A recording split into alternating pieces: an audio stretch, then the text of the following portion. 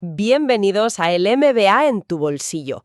Hoy vamos a analizar a fondo un conjunto de artículos y estudios sobre liderazgo, que la verdad son fascinantes. Sí, y todos apuntan, en la misma dirección. Totalmente.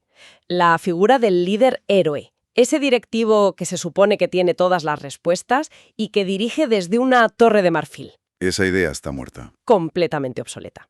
Es que la realidad la ha dejado atrás, vamos. El entorno empresarial es tan complejo, tan volátil, que es literalmente imposible que una sola persona lo sepa todo. Claro. La misión de hoy es destilar de estas fuentes qué significa realmente liderar hoy en día. Y ojo, que esto es lo importante, porque es tan increíblemente difícil hacerlo bien. Totalmente.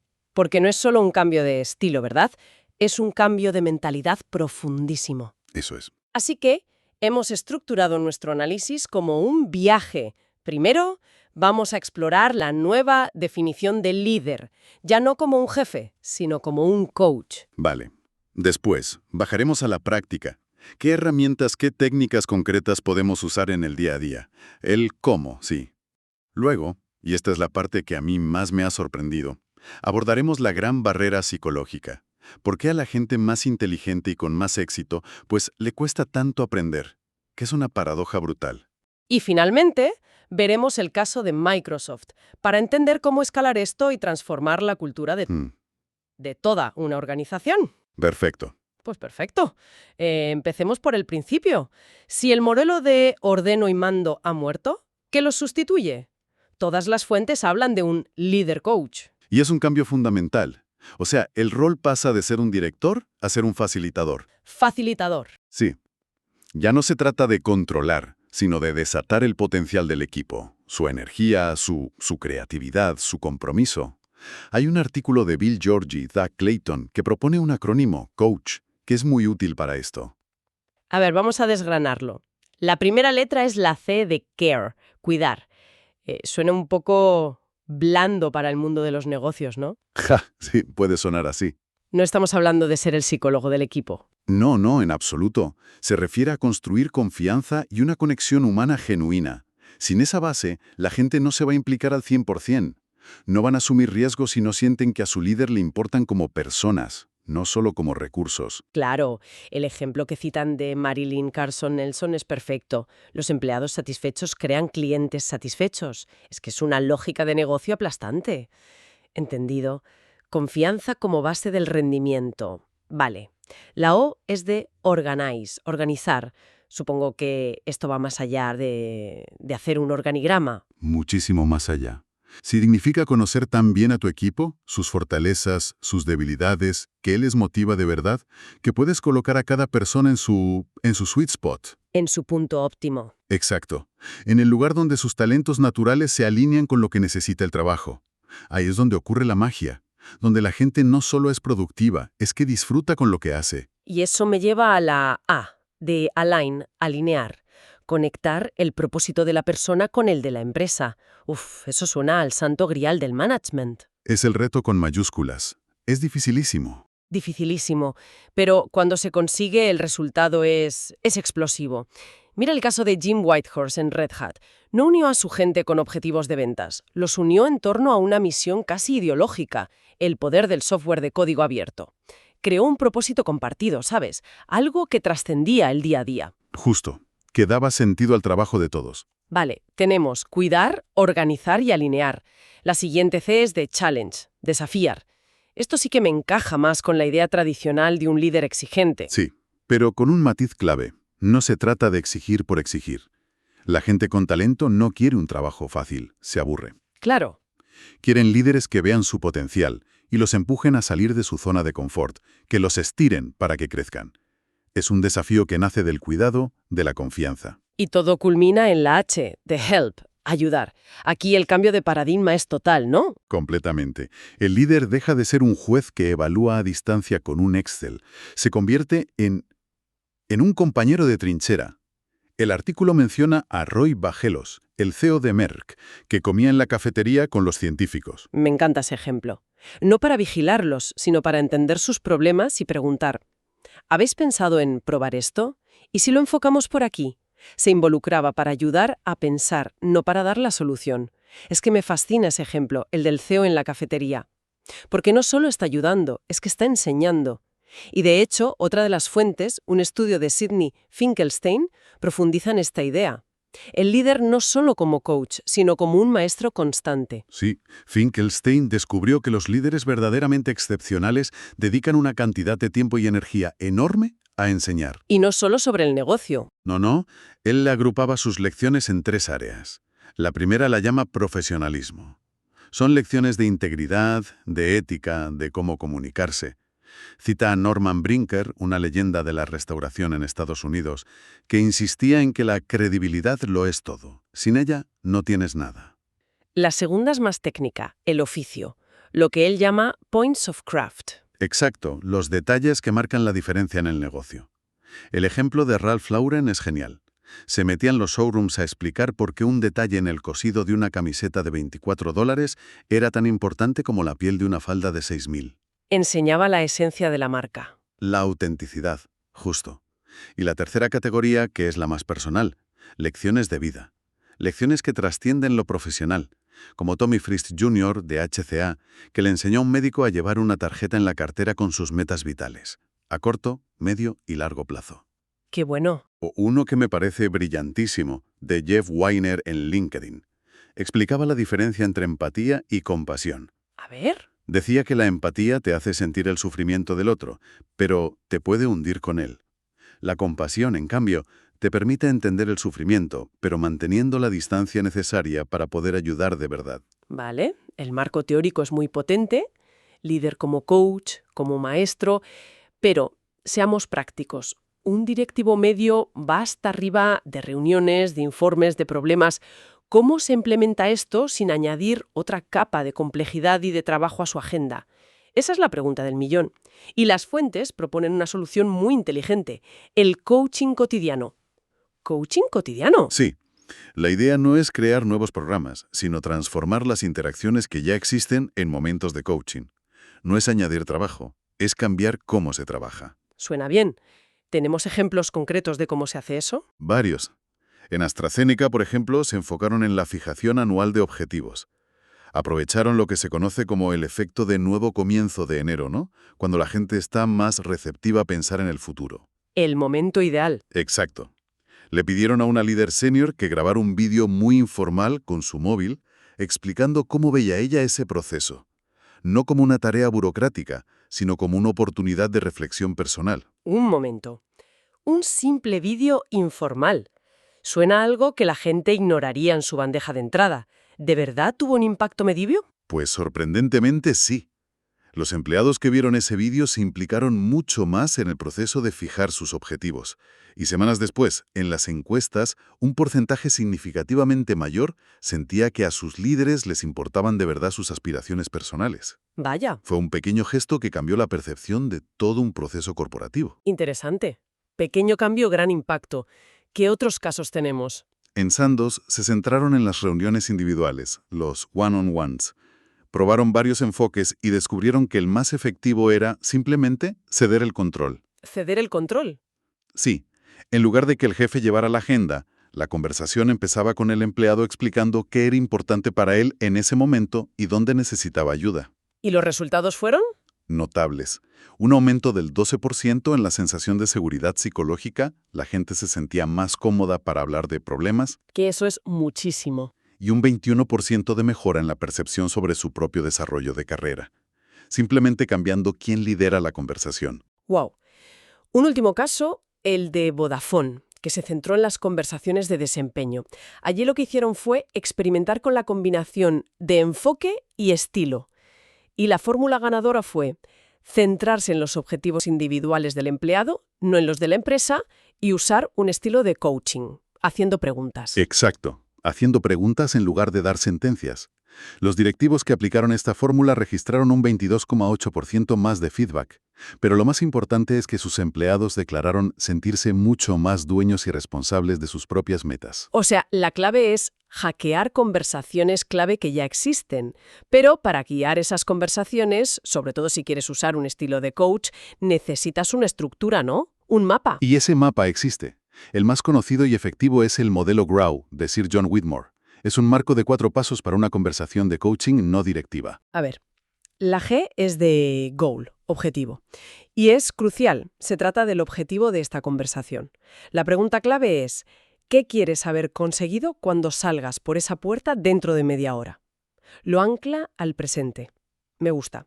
Luego viene la R de reality, realidad.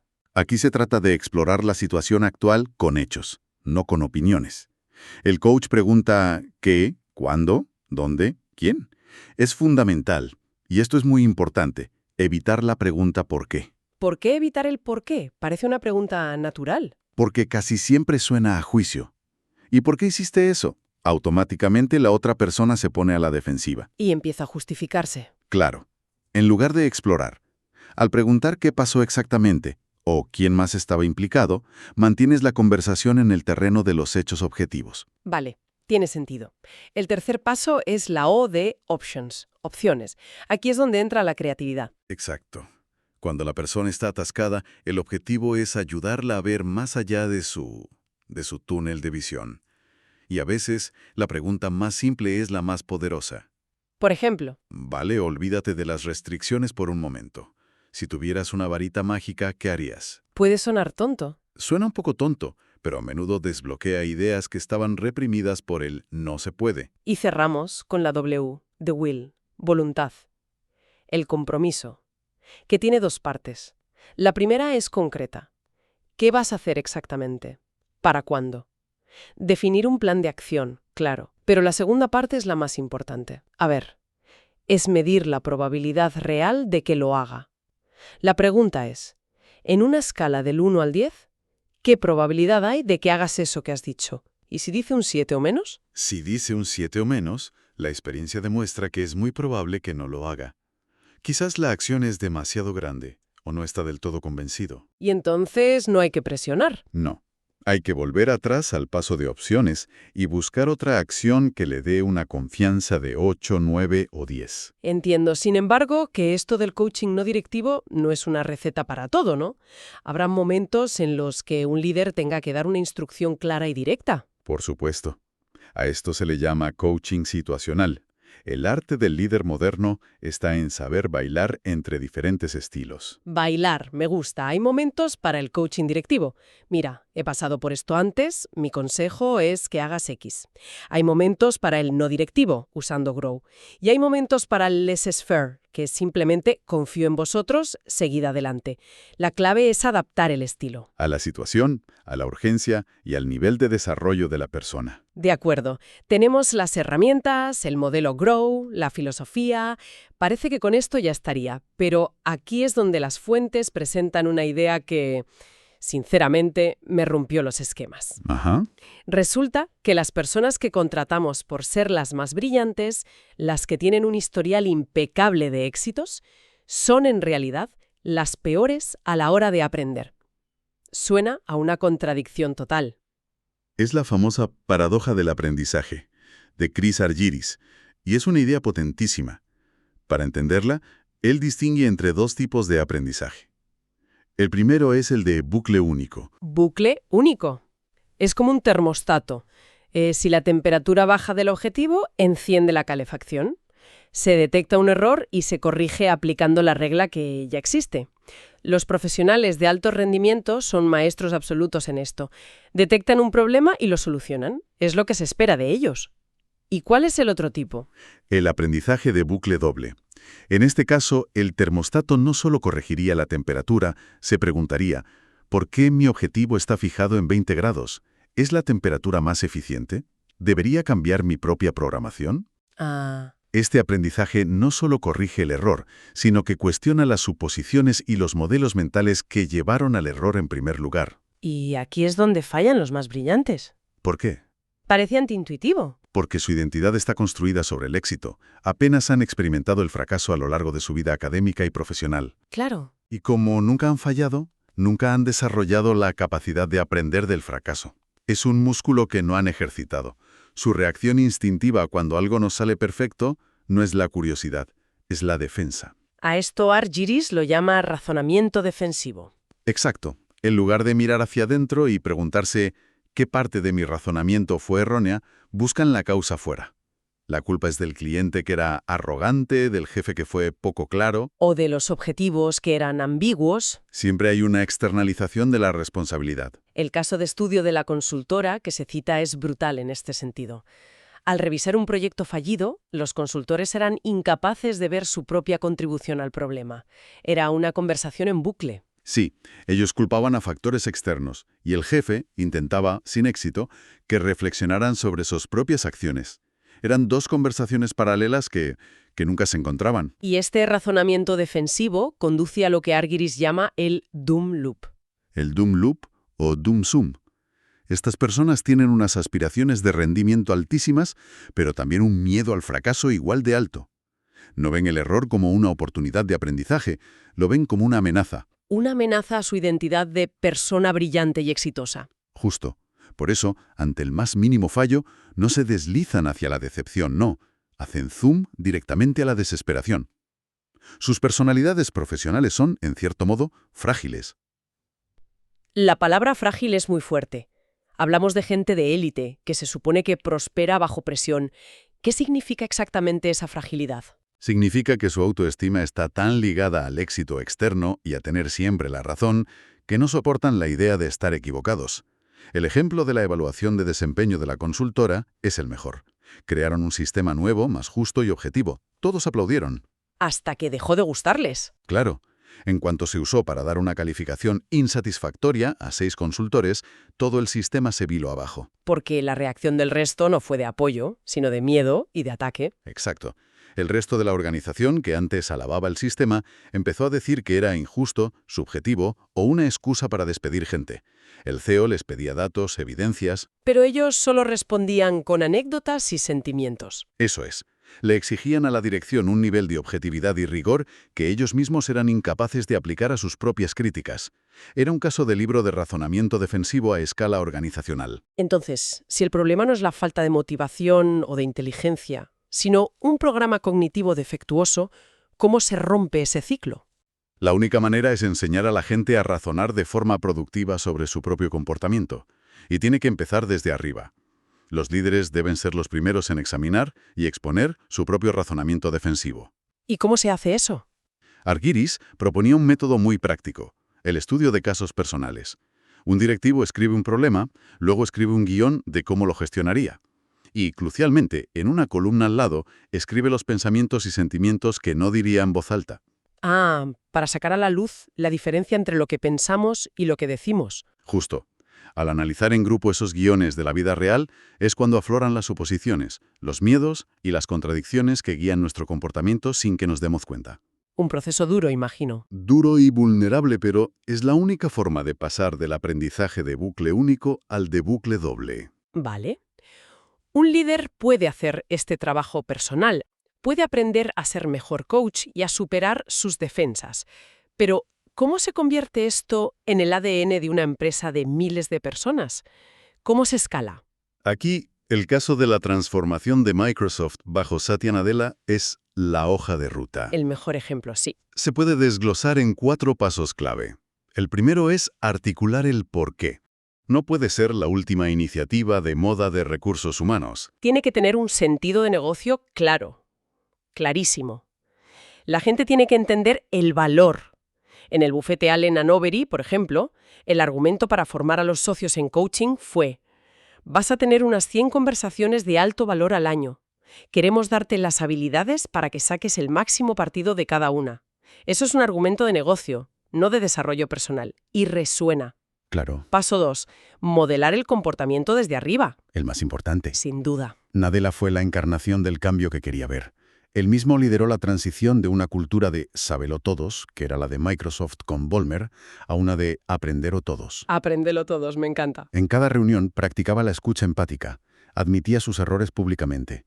Su lenguaje corporal, cómo se inclinaba para escuchar a un vendedor junior igual que a un vicepresidente, enviaba un mensaje más potente que cualquier comunicado. El tercero es construir capacidades en toda la organización. Nadella no lo podía hacer solo. Claro. ¿Su equipo directivo tuvo que hacer suya la misión? Citan a Jean-Philippe Courtois, el responsable de ventas a nivel mundial. Él creó talleres y programas específicos para reiniciar a sus people managers. Reiniciar. Sí, la misión principal de un jefe en su división dejó de ser controlar las cifras y pasó a ser seleccionar, hacer crecer y motivar el talento. Un cambio de foco total. Y el último paso, que a menudo se olvida, eliminar las barreras que sostienen la cultura antigua. Fundamental. Tienes que identificar los sistemas y rituales que refuerzan los comportamientos que quieres cambiar. En Microsoft, el gran monstruo era la revisión de mitad de año. Uf, suena terrible. Era un evento teatral, de altísima presión, donde los directivos eran interrogados sin piedad por el comité de dirección. ¿Qué fomentaba eso? Miedo, ocultación de problemas, culpar a otros. Todo lo contrario a una cultura de aprendizaje. Exacto. ¿Y qué hizo Courtois? La eliminó, de un plumazo. Fue una señal inequívoca para toda la organización. Las reglas del juego han cambiado de verdad. Ya no se premia la perfección aparente, se premia el aprendizaje real. Es un viaje fascinante. Hemos pasado del qué, el cambio de paradigma hacia el líder coach, al cómo, con modelos como Coach y Grow. Hemos profundizado en el por qué es tan difícil, con la paradoja del aprendizaje de Argyris. Sí. Y hemos terminado con un caso práctico de cómo hacerlo a gran escala. Si hay una idea central que lo une todo, es que el liderazgo ha dejado de ser una cuestión de tener la respuesta correcta. Ahora se trata de tener la pregunta correcta, de crear las condiciones psicológicas y organizativas para que las respuestas y las soluciones emerjan del propio equipo. Y con esto llegamos a nuestra reflexión final. Hemos hablado mucho de cómo ser un coach para otros y para una organización. Pero el punto de partida, el más difícil y el más importante, es siempre interno. Siempre. Así que la pregunta para quien nos escucha es, la próxima vez que algo no salga como se esperaba, antes de buscar las causas fuera, ¿cuál es la única pregunta de bucle doble que se puede hacer sobre las propias suposiciones y acciones para iniciar un aprendizaje real? El viaje de coaching más poderoso siempre empieza con uno mismo.